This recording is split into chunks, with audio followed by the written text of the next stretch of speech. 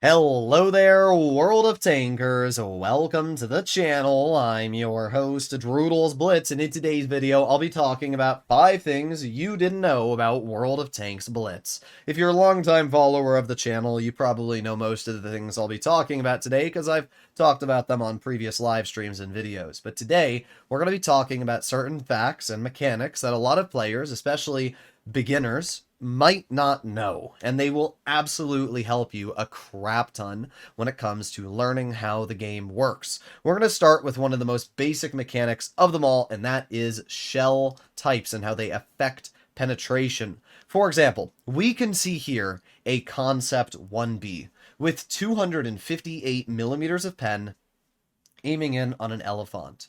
If we look at the corner panel here, it's 264 millimeters of effective armor, meaning that the Concept 1B has no chance of cutting through the elephant. But here's the interesting thing. If we swap to a T110E5, which has a less penetration, 254 millimeters, we can see that I actually have the ability to possibly penetrate the elephant's armor. It's only now 253 millimeters thick. So how is it possible with AP, the elephant's armor is only 253 millimeters thick, and against APCR, it's 265. And even weirdly enough, if we load to heat, it becomes even stronger. Even though it's a pen, if we load heat, it's now 273 millimeters of effective armor. So AP, it's only 250. Against heat, it's 270. Well, the reason that is the case is due to a mechanic called shell normalization. If we scroll down, we can see that AP shells, which is what we have currently selected with our elephant, have 5 degrees of shell normalization. To explain what shell normalization is, basically, when you shoot an angled plate, it slightly changes the degree that the shell hits. And you can actually see that bar here in this diagram. However, this diagram isn't great to exactly showcase how that works. So let me show you, right? My phone here. Pretend this is an angled piece of armor you're shooting, right? If this was a heat shell, you'd hit this, and if it was too effective of armor, it would just, bounce right off and go up into the sky. Here's the thing. AP, when it hits a plate, will actually angle a little bit towards the plate. And the reason that's effective is because imagine, for example, we're looking at this elephant here, okay? If we are aiming dead on this enemy, the armor is only 218. But if we angle it, the armor becomes way thicker, now 299. And the reason is because when you angle something, you're now having to cut through more armor. And that's exactly how this works. It's a thicker piece of armor technically because the angle creates more. Shell normalization basically slightly angles the shell towards the armor, making it less of an angle and weakening the armor. I know it's a little confusing, but essentially, AP will make the enemy's armor 5% less effective. APCR will make the enemy's armor 2% less effective. And that is why APCR has less effective pen and more armor to cut through than the AP does. Heat does not have any shell normalization. The way heat works in real life is it's a chemical reaction of a super hot, basically stream of molten metal that burns through the enemy tank. And because of that, it's a high explosive shell with high penetration. So when you're using heat, it doesn't normalize at all. It just has effective pen.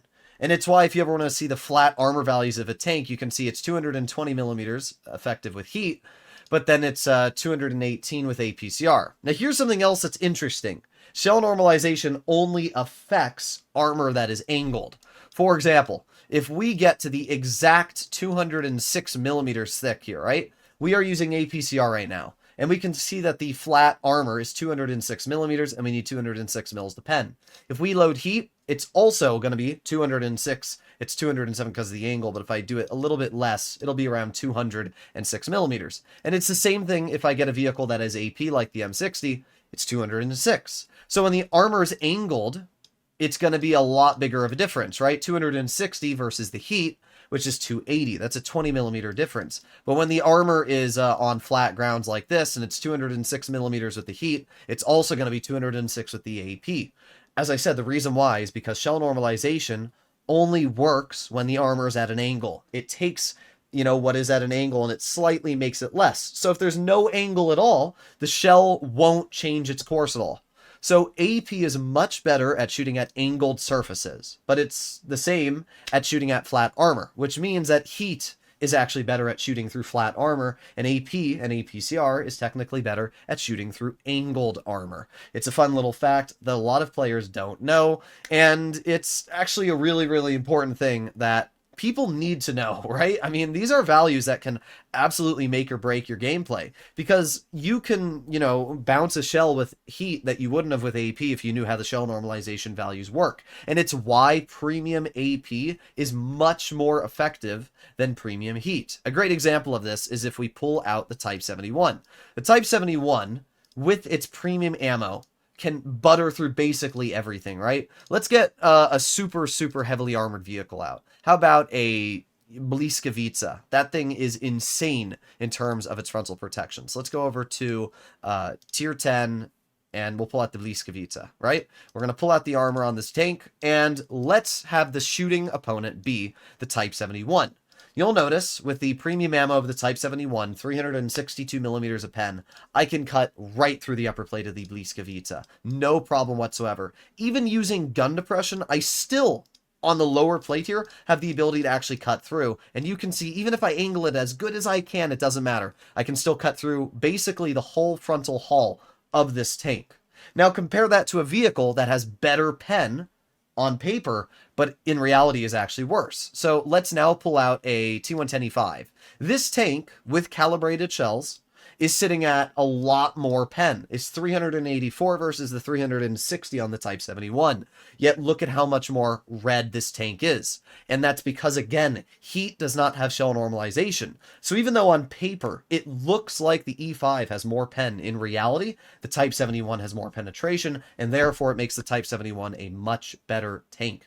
Not only that, but heat also cannot cut through spaced armor. As we can see here, tracks count as spaced armor. So the heat loses 59% of its penetration before it's actually able to get to the flat armor. Where if you use AP, it cuts right through because AP doesn't really get affected by spaced armor. It's another fun fact that can absolutely make or break your gameplay. Now, I think I said 5 tricks in the beginning of today's video. I actually don't know how many tricks we've gone over. I think we've gone over a bunch. I'm still going to title it 5 in the video. We have 2 more things to talk about today. First of all, we have ricochet angles. And secondly, we have the 3 calibers rule. Ricochet angles are something that a lot of people don't fully understand, but essentially AP and APCR will always ricochet at 70 degrees. And we can see that right here. If we scroll down a little bit, we can see ricochet 70 degrees. The moment that an enemy's tank becomes 70 degrees of angle, it automatically bounces. And you'll see that here, right? The moment we keep angling this upper plate, and boom.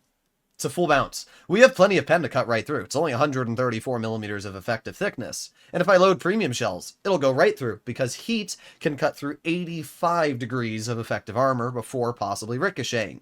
Which means that heat can, you know, keep going and keep going all the way up until it just can't pen the armor due to effective thickness. But AP and APCR will auto ricochet even when it can cut right through that upper plate, only being 137.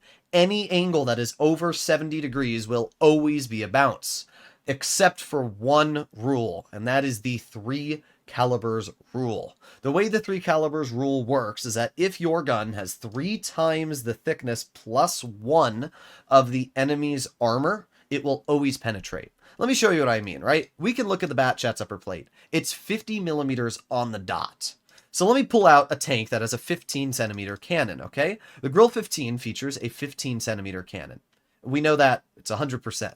And if we angle the Batchat, again, the Grill cannot cut through, even though it's only 100 millimeters of effective armor. This is why you're bouncing the Batchat in a lot of your tank destroyers, because it has really stupid armor. But here's the interesting part. The Grill cannot penetrate it, but let's pull out a tank that has a 152 millimeter. That would be a vehicle like a Object 268. That features a 152 millimeter gun. And look at this. Doesn't matter how much I angle the upper plate, even at this angle here, it will still cut through the Batchat's upper plate. I mean, that's basically a 90-degree angle. It will still cut through. And that is due to the fact that 3 calibers rule dictates, as long as you have 3 times the caliber plus 1, you will always cut through. Always, every single time. So if you have a tank that has a 40 millimeter plate, I don't know if I can find a vehicle, 50 millimeters, 50 millimeter plate, 40. All right, here we go. Here we go. This is a 40 millimeter plate. So let me show again, right? Let's pull out a tank that has a 120 millimeter gun. I'm pretty sure the Chieftain does. So let's go pull out the Chieftain Mark 6 or the 2 and 5V works, okay? If we aim it on side the bat jet here, we can see, again, it's only 90 millimeters of effective armor. But because it's over a 70-degree angle, it ricochets. However, here's the interesting part. If we pull out a tank that features a 122 millimeter, like the IS-4, it will always pen, because again, a 122 millimeter is 2 more than the 3 calibers rule cutoff. You have to multiply the effective armor by 3, so it would be 120 millimeters plus 1. Anything that has 121 millimeters or above will always penetrate the side of a bat jet. And this is exactly how the 3 calibers rule works. It's a very interesting mechanic, but it's also super troll. It's why you get these stupid bounces on the bat jet. This actual hull here is 50 millimeters thick, and it's why sometimes you will literally ricochet off the engine deck of this tank, or it'll be driving down the road and you'll hit it on the upper plate there and it'll bounce off. The tank's armor is goofy, but it gets away with it, and that's exactly why. So we've broken into a lot of different mechanics today. Something I should say, high explosive cannot ricochet. You can deal 0 damage, but high explosive cannot ricochet. It's not possible. Heat can ricochet, to at least what Wargaming said. It doesn't say heat ricochets here. If we scroll down and we load heat, Blitzkit says explosive shells don't ricochet. But I'm pretty sure heat can ricochet, because Wargaming themselves have said that it can ricochet at over 85 degrees of angling. But at that point, it wouldn't matter. 85 degrees of an angle with heat is so much effective armor. I mean, at this point, that's like 85 degrees, and you can't cut through it all because it's 825 thick. So either way, it's not going to matter at that point. But that's everything you need to know about Blitz, at least when it comes to the armor penetration mechanics. If you want to see more videos like this in the future, make sure to smash that subscribe button, and I'll see you in the next one. Bye-bye.